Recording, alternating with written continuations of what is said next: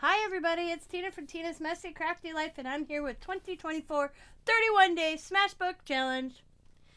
Today's prompt is favorite books. And I did the ones that I read or reading, okay? So, I read The Hobbit, and I read all the Lord of the Rings, and I'm still reading this Van Gogh one. And these are all Nicholas Sparks books down here. I have read every Nicholas Sparks book that man has ever come out with. I love Nicholas Sparks. So that is my favorite book page. And I just found this paper that I printed it and put it on the back so it's all books back there.